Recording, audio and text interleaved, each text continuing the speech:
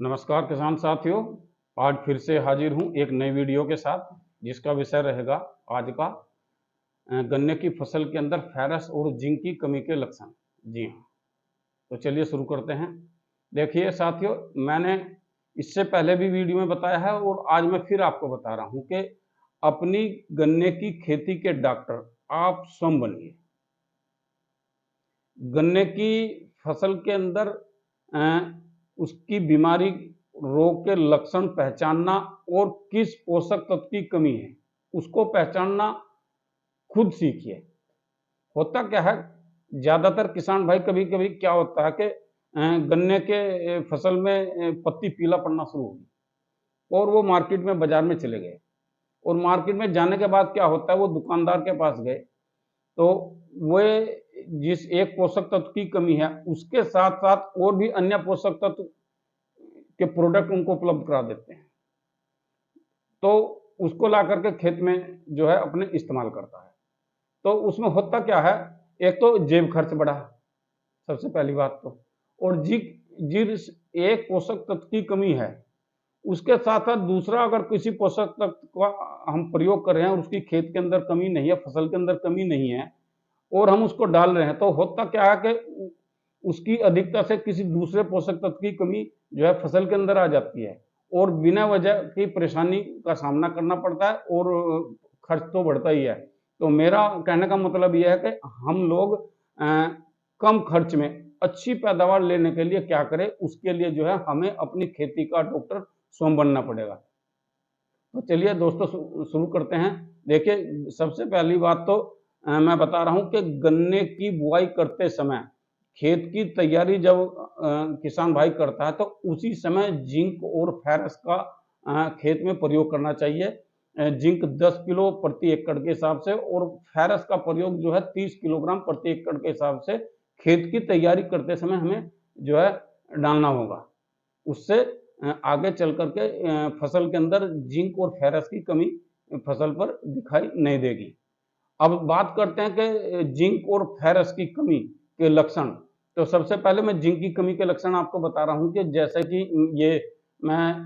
ये स्क्रीन में दिखाया गया है कि पत्ती की जो मध्य सिरा है उसकी जो मध्य सिरा वो बिल्कुल सफेद रंग की हो जाती है और उसके समानांतर धारियां पत्ती के अंदर बन जाती हैं और वे धारियां एक पीले रंग की, एक हरे रंग की, एक पीले रंग की, ये पूरी पत्ती के लक्षण अगर पत्ती के ऊपर दिखाई दे रहे हैं तो समझ लीजिए कि फसल के अंदर जिंक की कमी है। और जब ज्यादा इसकी अधिकता होती है तो आपको लगेगा कि पूरी की पूरी जो है फसल आपकी पीले पीले रंग की पत्ती जो है खेत में लहराना शुरू कर देंगी। जब ये स्थिति आ जाए तो आप समझ लीजिए कि फसल के अंदर जिंक की कमी के लक्षण है। उसके बाद बात करते हैं फेरस की कमी के लक्षण। तो फेरस की कमी के लक्षण सबसे पहले मैं बता रहा हूँ, बीज की जो मध्य सिरा है उसकी मध्य सिरा के साइड से, जैसा कि स्क्रीन में इसमें भी दिखाया गया है कि वो जो है पूरे हरे रंग की होना शुरू हो जाती है। उसके बाद फिर एक पट्टी पीले रंग की हो जाती है, फिर साइड में लास्ट में जाकर के जो साइड है, किनारे हैं पत्ती के, वो भी हरे रंग के हो जाते हैं।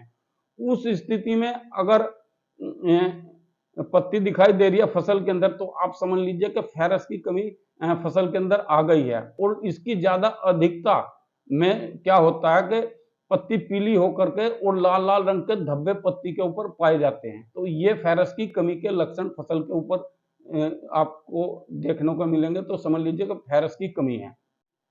अभी इसके बाद बात करते हैं कि फसल के अंदर फेरस और जिंक की कमी क्यों आई, उसकी कमी के क्या फैक्टर हैं, क्या उसके कारक हैं।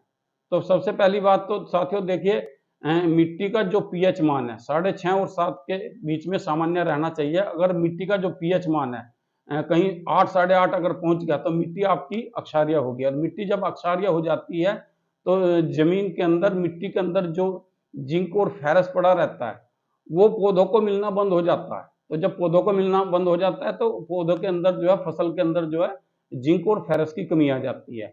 उसके बाद बात करते हैं, यदि जमीन का जो पीएच मान है वो 6.5 और 7 के बीच से घट करके वो कहीं 5.5 और 5 के बीच आ जाता है, तो ऐसी स्थिति में जो मिट्टी है वो लवणीय होना शुरू हो जाती है, जमीन के अंदर लवण जमना शुरू हो जाते हैं।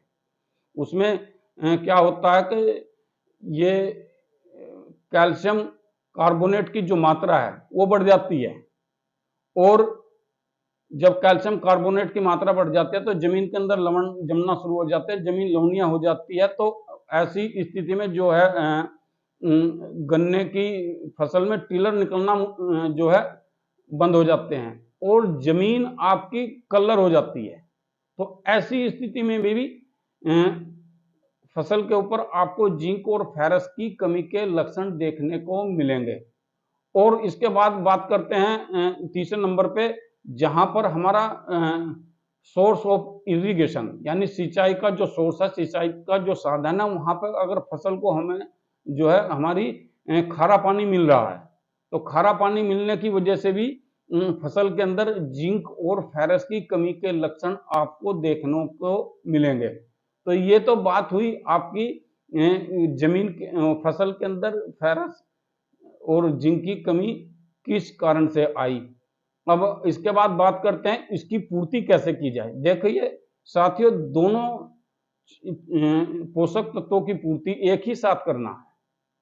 सबसे पहली बात तो यह मैंने फिर बताया था कि जब किसान भाई गन्ने की बुआई करता है, खेत की तैयारी करता है, तो खेत की तैयारी के समय ही 10 किलोग्राम जिंक और 30 किलोग्राम फेरस सल्फेट डालना चाहिए। यदि इसके डालने के बाद भी कहीं पे यदि किसान भाई नहीं डाल पा रहा है, या डालने के बाद भी कहीं ना कहीं अगर कमी फसल के अंदर जिंक की और फेरस की आपको दिखाई दे रही है, तो आपको ऐसी स्थिति में सबसे पहले तो आपको मिट्टी की जांच कराना चाहिए। मिट्टी की जांच में आपको कार्बन जीवांश की जो है जांच जरूर करानी चाहिए, किसी कृषि विज्ञान केंद्र पर, या कहीं शुगर फैक्ट्री के अंदर, या कहीं नजदीकी अगर कोई गन्ने का शोध संस्थान है वहां पे भी ये सुविधा उपलब्ध है। मिट्टी की जांच किसान भाई जरूर कराएं। और इसके बाद जो है फसल के अंदर जिंक और फेरस की कमी अगर आ रही है, उसका कैसे जो है भरपाई की जाए, उसका मैं आपको बता रहा हूं कि 1 एकड़ के लिए जो है आप 1 किलोग्राम जिंक और 2 किलोग्राम फेरस और 2 किलोग्राम यूरिया आप जो है 200 से 250 लीटर पानी में एक इसका घोल बना लें, और खड़ी फसल में इसका जो है आप स्प्रे कराएं। तो उससे होगा क्या कि ये जो जिंक और फेरस की कमी के लक्षण आपको फसल पे दिखाई दे रहे हैं, वो आपकी जो है जिंक की और फेरस की पूर्ति करेगा। और अगर उसके बाद भी 15 दिन के बाद या 20 दिन के बाद तब भी ये लक्षण आपको दिखाई दे रहे हैं, तो 15-20 दिन के बाद फिर जो मैंने डोज आपको बताई है, इसकी डोज फिर 15 दिन के बाद एक स्प्रे आपको फिर कराना चाहिए। तो दोस्तों, मेरा आज का जो विषय है कि गन्ने की फसल के अंदर जिंक और फेरस की कमी के लक्षण और उसको कैसे दूर किया जाए, उसके बारे में आज मेरा इतना ही। और मेरा आप लोगों से फिर से यही अनुरोध है कि मेरे इस YouTube चैनल को सब्सक्राइब करें, वीडियो को लाइक करें, बेल आइकन का बटन दबाएं, ताकि नए नए वीडियो के नए नए नोटिफिकेशन आप लोगों को समय समय पर मिलते रहें। और तब तक आप खुश रहिए, स्वस्थ रहिए। जी हाँ, जय हिंद, जय भारत।